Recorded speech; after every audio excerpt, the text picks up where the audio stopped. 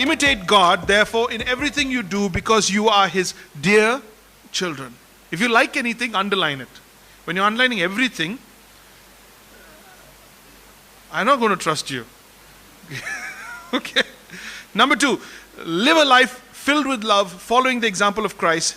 He loved us and offered Himself as a sacrifice for us, a pleasing aroma to God. Let there be no sexual immorality, impurity, or greed among you. Such sins have no place among God's people. Obscene stories, foolish talk, coarse jokes, these are not for you. Instead, let there be thankfulness to God. You can be sure that no immoral, impure, or greedy person will inherit the kingdom of God, of Christ and of God. For a greedy person is an idolater, worshipping the things of this world. Verse 6, don't be fooled by those who try to excuse these particular sins mentioned in verse 4 onwards. Don't be fooled, for the anger of the Lord will fall on them, all of them who disobey. Don't participate in these things that people do. For once you were full of darkness once upon a time, but now you have the light from the Lord. So live as people of the light. For this light within you produces only what is good and right and true. What is good and right and true. Carefully, verse 10, determine what pleases the Lord. Carefully determine what pleases the Lord. Take no part in the worthless deeds of evil and darkness. Instead, expose them. It is shameful even to talk about the things, even to discuss the things that ungodly people do in secret. But their evil intentions will be exposed when the light shines on them. For the light makes everything visible. This is why it was said, awake, O sleeper, rise from the dead, and Christ will give you light. So, verse 15, be careful how you live. Don't live like fools, but live like those who are wise, making the most of every opportunity in those evil days. Don't act thoughtlessly, but understand what the Lord wants you to do. Don't be drunk with wine, because that will ruin your life. Instead, be filled with the Holy Spirit, singing psalms and hymns and spiritual songs among yourselves, making music to the Lord in your hearts, and give thanks for everything to God the Father in the name of our Lord Jesus Christ. Look at verse 10. Verse 10 is the anchor of this passage. Verse 10 is where the heart meets the mind. Look at verse 10. What does it say? Carefully determine what pleases God. Study. Think about it. Be careful. Know what pleases God. What pleases? Because when you love somebody, you're always looking to please them. When you love somebody, you become a student of what that person loves. And then you act in such a way, you give in such a way, you respond in such a way that that person feels loved by you, feels pleased with you. Carefully determine what pleases the Lord. Let me give you 5 ways to please Christ. Let me give you 5 ways to please Christ. Number 1, I please God when I behave like Christ. I please God when I behave like Christ. I please God when I do what? When I behave like Christ. Verse 1, imitate God. Imitate God. I find that a fascinating statement. How many of you have seen God? How many of you have met God? When God Himself says no one has ever seen God at any time. No one will see God and live. How do you imitate God? Has He come home? Is there some sort of movie out? Is there a manual? How do you imitate God? It's almost impossible a term. Think about it. You should actually have a problem with it. Imitate God. So when he says that, when Paul says that, when God is pleased with the fact that we imitate God, we got to get to the meat of it and ask, how on earth do you expect me to imitate you? Where do I get the gumption? That's what my father used to use that word. Where do I get the audacity to imitate God? Where do I get the example to imitate God? Here it is. Here's the answer. Imitate God, therefore, in everything you do. In everything you do, in your actions. Why? Because you are His dear children. You are His dear children. That's where it happens. That's how you imitate God. So you imitate God not by watching, but by your worship. By the way you let God from within come out. What do I mean by that? This makes a staggering assumption. Is it even possible? What is God like? Is it just being nice all the time? How can I be like God when I am not God? This is why the second sentence is absolutely crucial. Because you are, underline His Underline dear. You're His dear children. That's not just a nice statement. Let me explain what it means.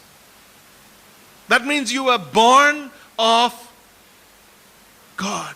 That you were born of God. Being born of God at your spiritual birth allows for an inheriting of the divine nature of God.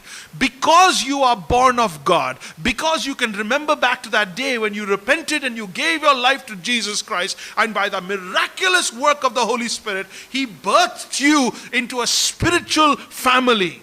You were born into your physical family a few years ago, some of you 20, some of you 50. You were born into your physical family and you got their name and you got their nature, and some of you don't like it. But when you were born of God, you got His name and you got His nature. So He is not asking too much when He says, imitate your dad. Be like your dad. Imitate your Father, your God who is in heaven. How do you do that? Not by watching, because your God is in heaven, by letting the work of His nature in you have greater dominance over every other nature in you. The human nature, the sinful nature, the pride nature. Letting Him, that means He has given you, you have inherited Him as a dear child, His divine nature. Adam, who was perfect, didn't even have this nature. He was perfect, but he didn't have the divine nature. Did you know that? Did you know that? Adam was perfect, he was sinless, but he didn't have the divine nature. He was just sinless, but he could not be like God. Because being like God isn't not just about not sinning. Being like God is not just about not sinning. Being like God is about being like God. Being like God is like dealing with people who are not like God. Forgiving people who are not like God. Working with people who are not like God. Working against people who are not like God. So being like God isn't just independently being holy and being so pure and faultless, but it's also relating to those who are not. Be like God. Imitate God. So being indwelt by the Holy Spirit gives me that enablement. It gives you that enablement in part. You can go to any seminar on life, on art of living, on ability to handle life, coping mechanisms, all sorts of life enhancement, life bettering, life whatever seminars, and they'll give you ring binders, they'll give you notes, they'll give you exercises, they'll give you everything but the ability, the enablement, and the will to do it. God the Holy Spirit will give you the nature to be like God. He will give you the will to be like God, and He'll give you the enablement, the power to be like God. So when He says imitate God, He just packed you with resources to do so. He packed you with resources to do so. Number one, I please God when I behave like Christ. Number two, I please God when my life is ruled by love. I please God when my life is ruled by love. Verse 2, live a life, say it, filled with love. Turn your page over and you'll see it in the scripture, verse 2. Live a life filled with love and following the example of Christ. So almost synonymous, it goes together. Filled with love, following the example of Christ. Because the example of Christ is a life filled with love. Okay, filled with love, following the example of Christ. We'll talk about love in just a minute. Let's go to Christ. Following the example of Christ. What did Jesus do? He loved us. He loved us. Number two, He offered Himself as a sacrifice, and that sacrifice was a pleasing aroma to God. How do you please God? When you love people, you offer yourself as a sacrifice, which is a pleasing aroma to God. You allow yourself to get on the altar in the interest of somebody else. It's not self-denial, it's self-sacrifice. Self-denial is when you put yourself aside for a moment. Self-denial is when you're still focusing on you because you have denied yourself. Now you're suffering through that denial. No, when a person is on the altar, he's on the altar. It's over, it's done. He placed Himself on the altar. He loved us and offered Himself as a sacrifice, a pleasing aroma. So what does it mean to be ruled by love? I please God when my life is ruled by love. What did Jesus do? He offered Himself as a sacrifice. He gave His life to show His love. He gave His life to show His love. Let me unpack that.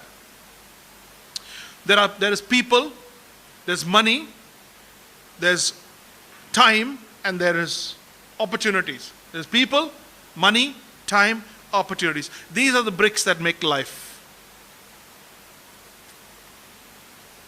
God values above all which of these four? In any given situation, what would God protect the most? What would God value the most? People. What would God throw away but keep one?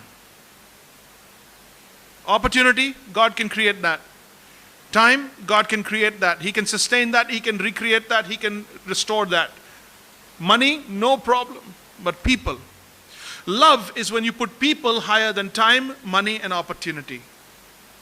So when you're solving a conflict, when you're worried about something in your life, when something is changing in your life, when you're making a decision in your life, when you're going to make an investment in your life, to love is to put people first, time, money, opportunity later.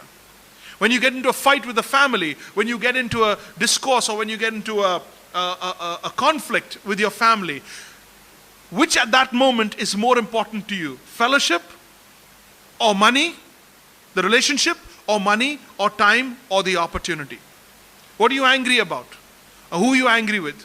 You can't get angry with opportunities, even when they miss you. You can't get mad at money. You can't get mad at time. So who do you get mad at? People. The ones whom you should hold higher than all three get the brunt of all three. God loves, and when God loves, He will solve situations. He will provide for situations to keep fellowship at the top. He will always put the relationship first and everything else. If the relationship is going to be broken, if the relationship is going to be hurt, if the person is going to be hurt, then He will sacrifice time, money, and opportunities to keep the relationship. But He will not value time, money, and opportunities over a person. Over a person. I can't give you examples. You've got to unpack that for yourself. But that's what love is. I please God when my life is ruled by love. So remember, filled with love and following the example. Filled with love and following the example. That's verse 2. Verse 3. Number 3. I please God when I give Him my worship.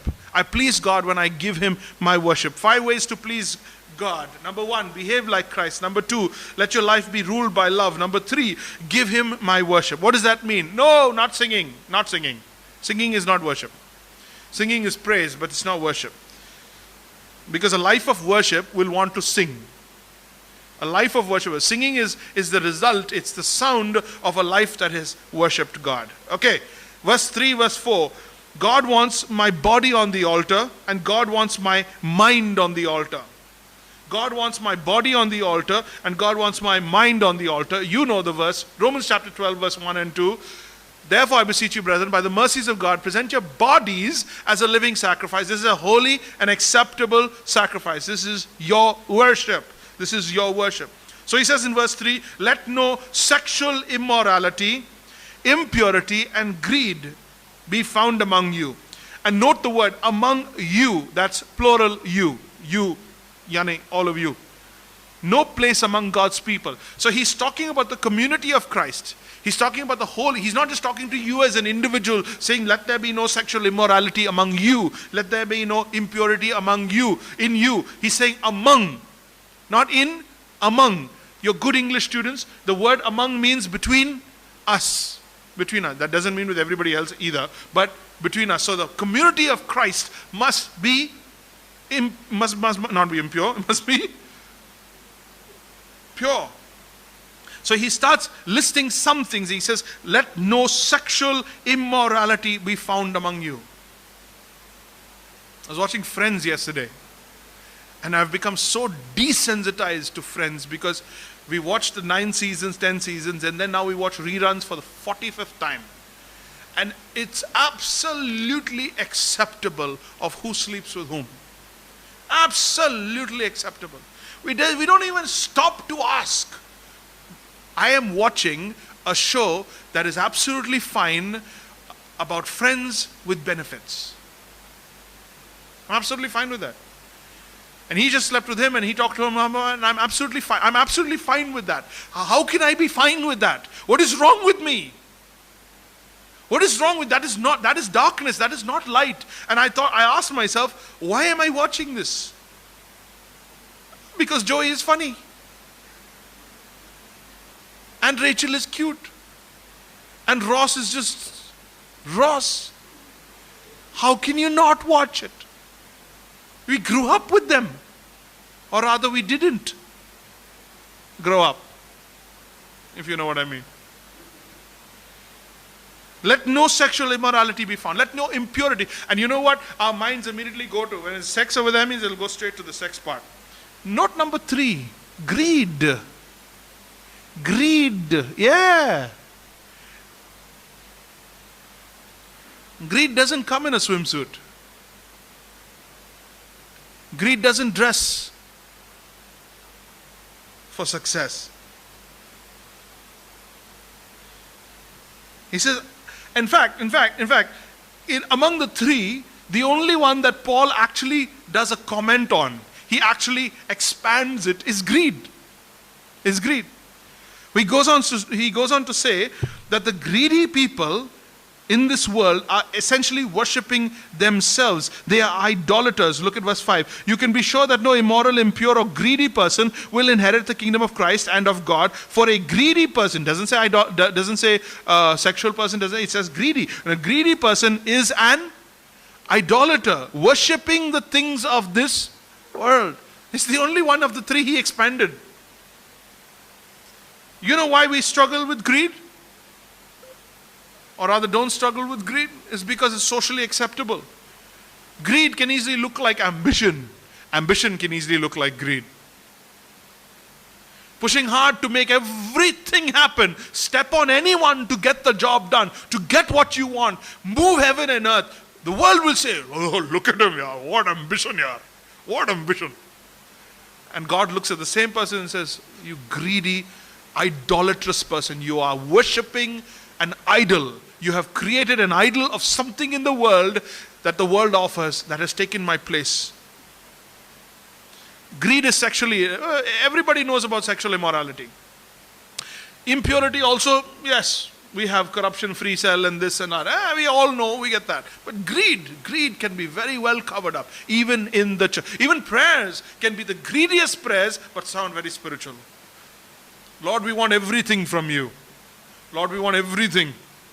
Lord, you can provide us with all that we need. It's not need, it's greed.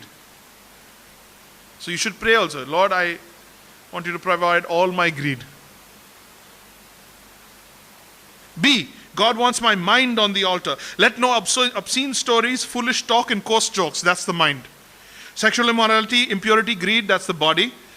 Obscene stories, foolish talk, coarse jokes. Coarse jokes. Obscene stories, dirty, filthy words, double meaning words, jokes that are off color. Let no obscene stories, false talk, coarse jokes. These are not for you. They are not for you. Moving on. Instead, look at the word, underline the word, circle the word, instead. Let there be thankfulness to God. Let there be thankfulness to God. Verse 5. You can be sure that no immoral or greedy person will enter the kingdom of God. Greedy people are idolaters, worshipping the things of this world. Instead, be thankful to God. Opposite of greed is thankfulness. Opposite of greed is thankfulness. Number 4. I please God when I live by His light. I please God when I live by His light. Verse 6 and verse 7. Verse 6 and verse 7. So he says, don't be fooled. Don't be fooled by these people. Some excuse themselves in these particular sins. They have a rational explanation for why they need to do these particular sins. Which sins? Greed. Which sins? Impurity. Which sins? Sexual immorality. They have a good explanation for why it's okay for them to do that. Don't be fooled. For the anger of God will fall on all who disobey Him. Don't participate in these things that people do. Why? Why? Because you have the light. So live as people of the light. You have the light, so live as people of the light. Once upon a time you walked in darkness. Darkness is what shadows the eyes of people to see what is right and wrong. But you have been given the light and you can walk in the light. You have the light. And he says this light, verse 8 and 9. Once you were full of darkness, what I just said to you. Once you were full of darkness, but now you have the light from the Lord. From the Lord. And he says, this light that is inside of you, where is this light? Inside of you. It doesn't come from outside, it comes from inside. So don't go looking for the light. This light within you produces what is good and true and right. This light within you produces. Are you beginning to get that whatever God wants from you, He has put in you? He just wants it to come out. I repeat, whatever God wants from you, He has put inside of you. All He wants is for it to come out. So in your spirit, you have everything, the light, the power, the Holy Spirit, okay. And then it needs to come out into your behavior, into your relationships. What is the hurdle between in and out? What's the hurdle between in and out?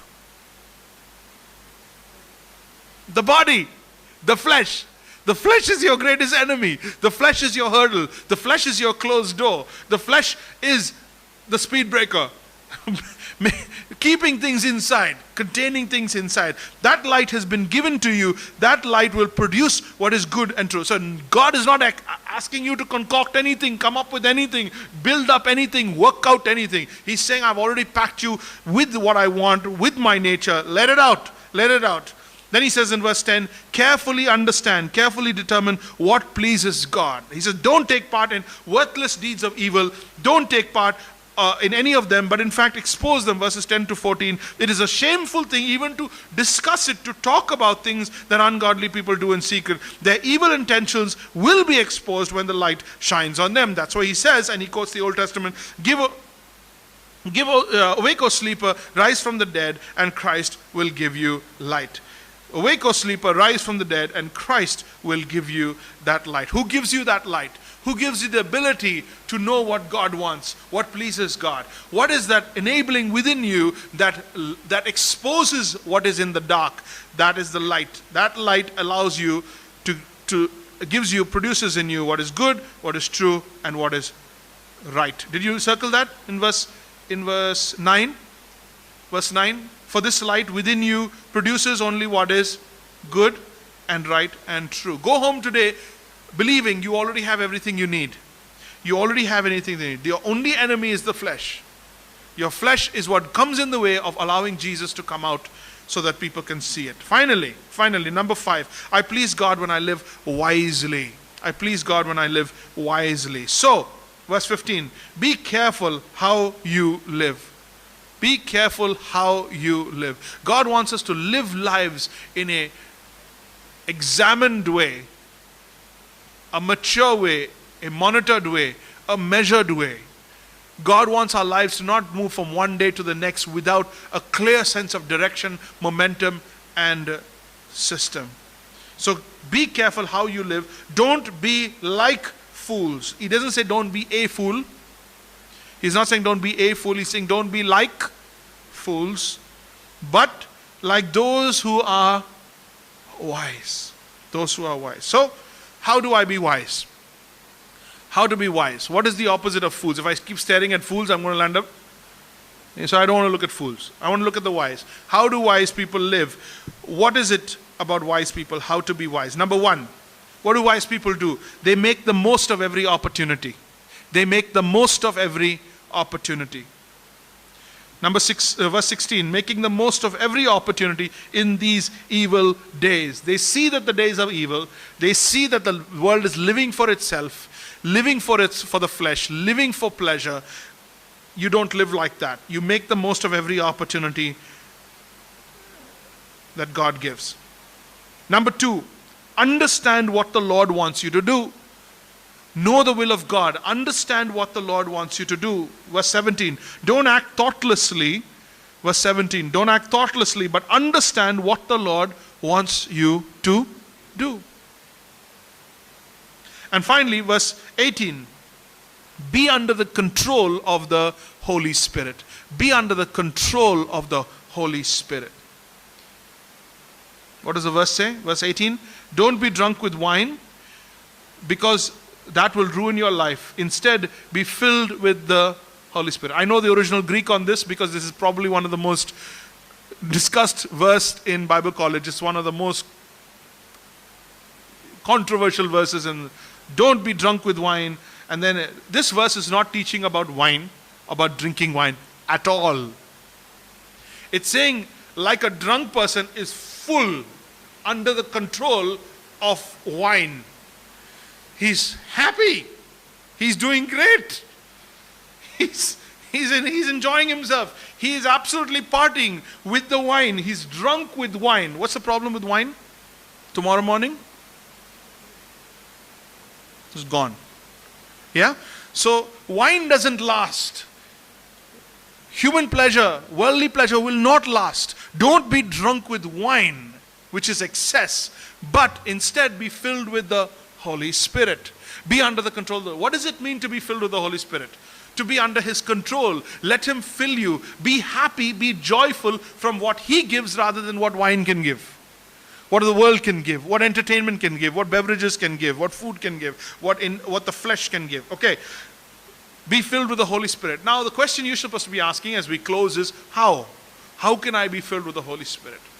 Now there's a lot of wrong teaching around, and I don't want to focus on that, but it seems like as if you are given the Holy Spirit. It seems like as if you are receiving the Holy Spirit in a very specific event or in a moment. It seems like as if there is an outward to inward movement of the Holy Spirit. It is not so. The Holy Spirit is in you, but this is how you are full of the Holy Spirit. You are filled with the joy of the Lord, the wisdom of the Lord, the light of the Lord, the liberty of the Lord, the glory of the Lord. Rather than wine, in contrast to wine, you are filled with Him. Filled with... How do I do that? How can I get drunk in the Spirit of God? Here's your answer as we close. Here's how to be filled with the Holy Spirit. Number one, sing psalms and hymns and spiritual songs. Pastor Jerry, seriously?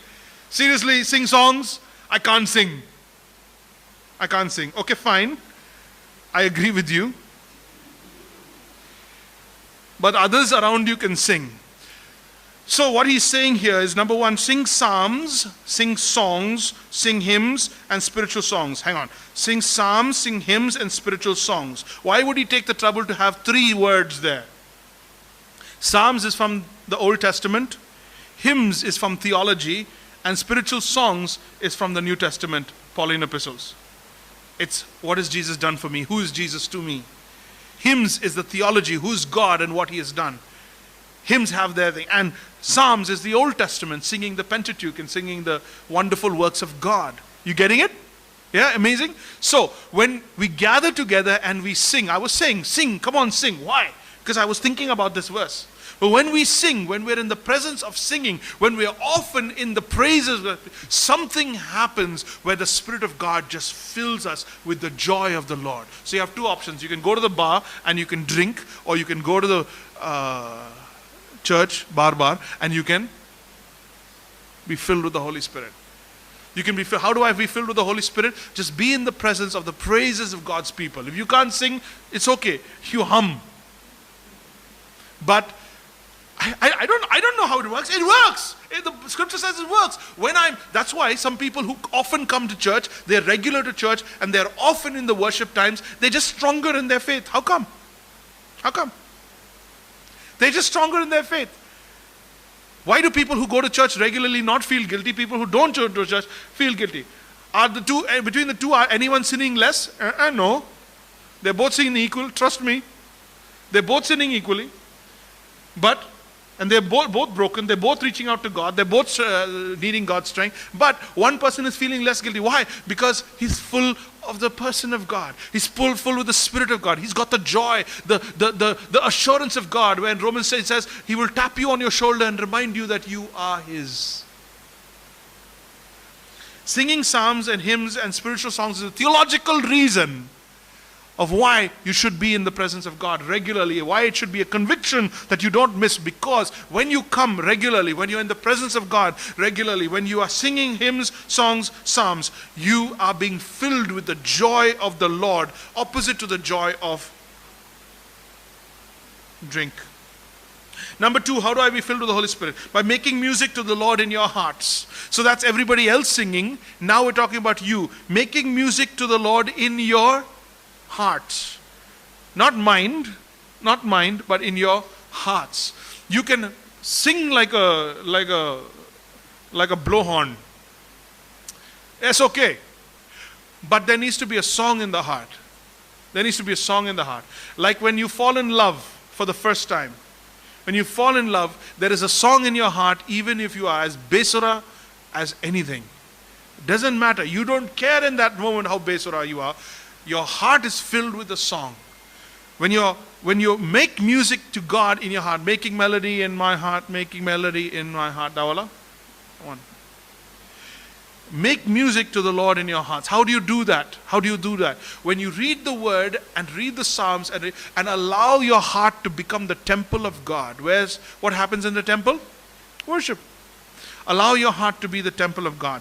So this is very practical ways. This is not spooky. This is not mysterious. This is not some powerful, mighty, rushing wind. That happened in the Pentecost. Today's being filled with the Holy Spirit is about joy. It's about strength. It's about accompaniment. It's about the antidote to loneliness. It's about being able to understand God's will for your life. Understand what He wants you to do. That's being filled with the Holy Spirit.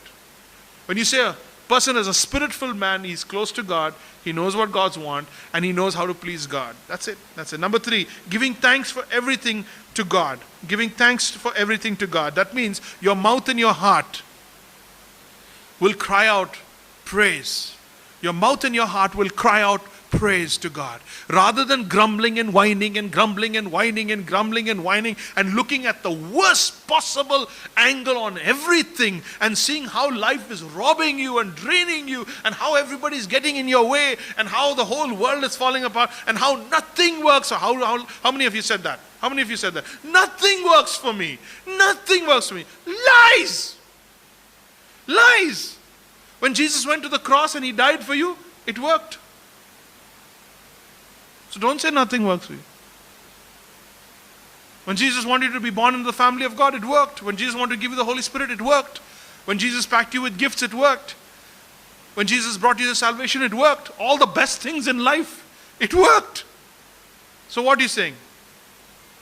Because the auto took the wrong turn and now you've lost 20 minutes, your life has fallen apart? No. Go from whining to worship. Go from whining to worship. Be thankful. Give thanks for everything. Have you met people who are just negative? There's a negative vibe. There's an oppressive spirit about them. They have the worst possible angle view. And I'm like, have you never met God? Have you not seen anything from the up down? Do you not know that there is a God in heaven? Oh my Lord. Come on. Give it up already. Tell your face everything's okay. Because there usually... So singing psalms, making music, giving thanks. Singing psalms, making music, giving thanks. You got all your answers? Yeah? Make a commitment. Make a commitment. I don't know what you want to make. You drop your head. You say a prayer. You say, pick one thing that you're going to do something about. One thing in that whole message, one of the 5 things, put your finger on it and say, Lord, this week, this point, I'm going to make it happen. This week, this point, I'm going to make it happen. And if you're dead serious about it, you'll tell somebody that you made that commitment so they can hold you accountable. Hi, I'm Jeremy Dawson, and if you liked what you just saw, if it was a blessing, then hit the subscribe button. Come on, you can do it. Hit the subscribe button, hit the bell so that we know you want to hear from us. Lots of videos coming your way, songs, worship, encouragement. Come on, subscribe. Let's take this forward and share with somebody you might know. Write a comment in the section below. But let's see you guys again. Come on, subscribe.